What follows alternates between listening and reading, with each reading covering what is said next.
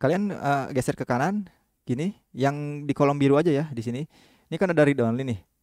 Nah, kalian edit atribut aja. Edit atribut, kalian ganti ke write. Nah, input. Nah, udah input. Nah, kalian isi aja di sini. Saya sudah siap NSN. Nah, di sini kalian sebenarnya bisa waktu tahun lalu bisa ya. Ini disebutnya bug ya. Bug itu ya kayak celah lah buat kita operasi gitu. Nah, ini udah kalian simpan aja di sini. Tuh, data berhasil. Di sini udah keisi itu kan. Nah, ketika ketika kita kembali, set.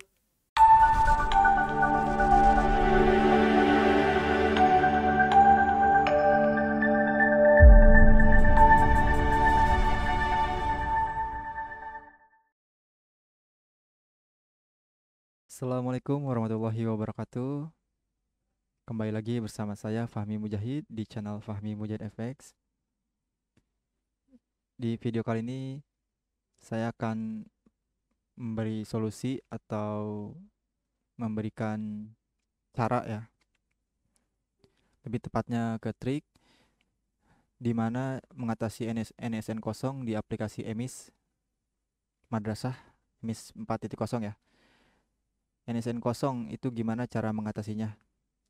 Jadi sebelum kita ke videonya, alangkah baiknya kalian bantu like dan subscribe di channel ini, karena dengan satu subscribe dan satu like itu sangat membantu dalam pengembangan channel ini. Saya ucapkan terima kasih banyak yang sudah bergabung dan semoga Allah membalas kebaikan kalian. Tanpa basa-basi, langsung saja kita ke videonya. Oke, sebelum video ini dimulai, saya akan sedikit menjelaskan kenapa NSN kosong itu.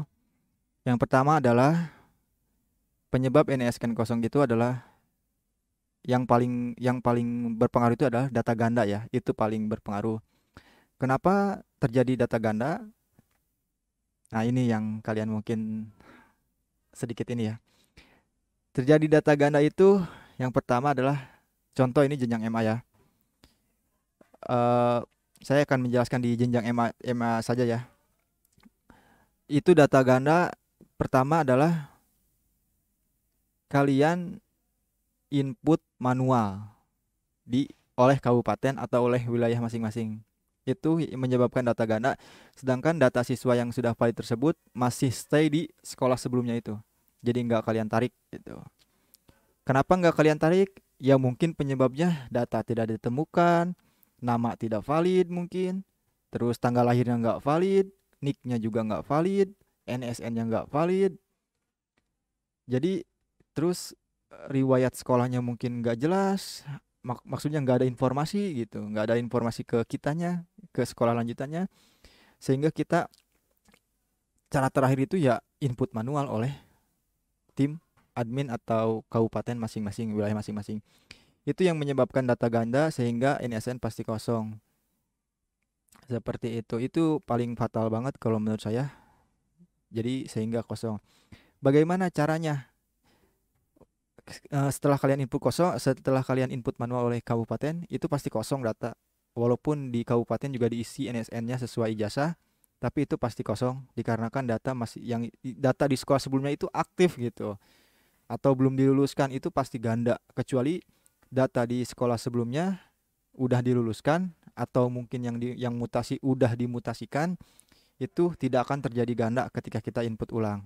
Seperti itu. Itu eh, yang saya alami dalam pendataan atau input peserta didik seperti itu. Nah, untuk cara mengatasinya gampang. Untuk cara mengatasinya itu sangat mudah ya, sangat gampang. Kalian tinggal konfirmasi aja di video-video saya sebelumnya mengenai mutasi data. Kalian harus istilahnya harus aktif lah. Harus aktif dalam komunikasi seperti itu. Jadi kalian hubungi operator sebelumnya, kalian cek-cek riwayat sekolah sebelumnya, dari mana asalnya gitu. Itu sebenarnya yang paling valid ya. Nah, apabila kalian sudah konfirmasi, segera keluarkan siswa tersebut dan kalian input ulang di sini atau ambil datanya langsung di situ. Langsung mutasikan ke sekolah kita. Kita login dulu ya biar lebih jelasnya, biar nggak saya panjang penjelasan. Di sini saya ada siswa kosong. Sengaja sih, sengaja saya kosongkan NSN-nya. Kenapa? Ya buat bikin tutorial ini gitu. Ini nggak saya ini apa? Nggak saya isi. Maksudnya saya input sendiri aja, saya input manual aja ini. Nggak saya isi ke nggak saya mutasi. Padahal datanya udah di apa? Dari waktu saya input data belum dikeluarkan, sengaja. Saya mau bikin tutorial seperti ini gitu. Biar kalian bisa paham ke depannya mengenai kenapa NSN kosong seperti itu. Nah, apabila kosong ini sebenarnya saya ada trik juga sih ya. Dulu mah bukan dulu, tahun kemarin itu masih bisa terlaksana ya mengenai trik pengisian NSN kosong. Yang pertama yaitu kalian klik aja di sini, klik klik di menu NSN, klik kanan, terus di inspect. Nah, kalian geser ke kanan gini, yang di kolom biru aja ya di sini. Ini kan ada read only nih. Nah, kalian edit atribut aja. Edit atribut, kalian ganti ke write. Nah, input. Nah, udah ini pun. Nah, kalian isi aja di sini. Saya sudah siap NSN. Nah, di sini kalian sebenarnya bisa waktu tahun lalu bisa ya. Ini disebutnya bug ya. Bug itu ya kayak celah lah buat kita operasi gitu. Nah, ini udah kalian simpan aja di sini. Tuh, data berhasil. Di sini udah keisi itu kan. Nah, ketika kita kembali, set, tuh tetap kosong. Dulu mah masih bisa diisi gitu. Itu dulu trik saya mengenai NSN kosong, nggak perlu ribet-ribet lagi. Sekarang berhubung sudah ketat ya aplikasinya, jadi kita kita harus ekstra juga sebagai operator kerjanya. Nah, seperti itu. Ini kan kosong nih. Nah, kosong. Nah, apabila kosong ini otomatis ke Perpal PD juga nggak masuk karena siswa tidak tidak apa namanya tidak komplit gitu. Nih, nggak masuk di sini juga, belum ada. Tuh, nggak ada di sini juga. Jadi percuma nggak akan masuk ke apa namanya ke Perpal PD juga.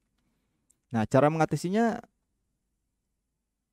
kalian masuk ke mutasi, mutasi masuk.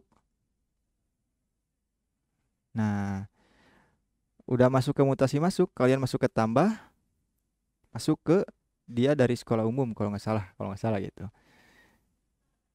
Nah, kalian di sini aja di paste input NSN-nya. Nah, sudah masuk kan? Seperti itu. Nah, kalian isi aja di sini sesuai kemarin. Kemarin itu bulan ini ya, Juli masuknya itu. Nah, kalian isi di sini alasan ikut pindah orang tua. Nah, ID NSN udah terisi di sini, alhamdulillah. Dia anak kedua dari 4 bersaudara, satunya dengan orang tua. Oke, jadi kita isi dulu di sini.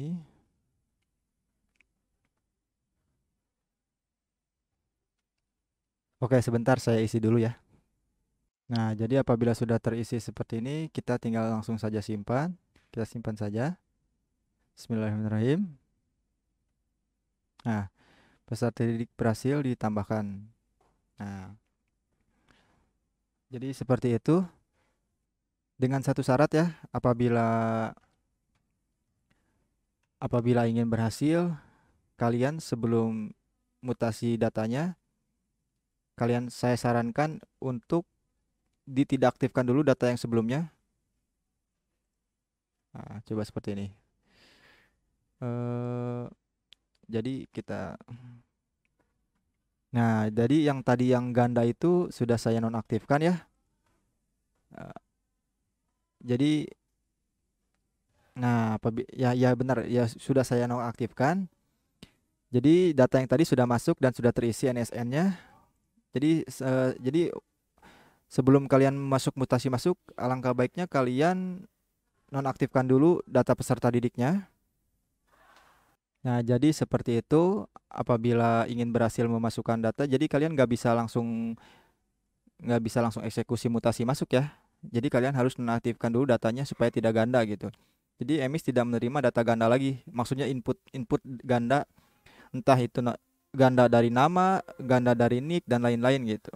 Tanggal lahir tempat itu nggak boleh ganda ketika kita mau mutasi masuk. Sudah terdeteksi langsung. Jadi sebelum kalian masuk ke mutasi masuk, ini yang tidak ada di NSN, ini sudah saya nonaktifkan yang tadi awalnya. Cara nonaktifkannya seperti ini ya. Kalian masuk ke data siswanya tadi. Tunggu. Nah, langsung ke aktivitas belajar aja gitu. Nah, langsung di sini kalian ubah statusnya tidak aktif. Tuh, keterangan data ganda. Nah, apabila sudah seperti itu, kita baru bisa eksekusi mutasi masuk seperti itu. Untuk aktif tanpa rombel, kalian masuk ke rombel belajar aja ke sini. Kalian masuk di siswa tersebut di kelas mana gitu. Oke, langsung kita masukkan siswa tersebut. Sudah masuk? Sudah, alhamdulillah. Ya. Nah, selesai. Kita cek. Alhamdulillah sudah beres. Nah, jadi NSN sekarang sudah terisi ya. Jadi seperti itu solusinya. Jadi perbanyaklah kalian komunikasi dengan operator jenjang sebelumnya. Kalian suruh mutasikan dan suruh segera mungkin gitu mutasikan perihal NSN, karena ketika kita input manual di kabupaten di wilayah masing-masing itu pasti akan terdeteksi nama dari perihal nick dan lain-lain gitu. Sehingga NSN pasti dikosongkan gitu. Kenapa nggak nick yang kosong gitu?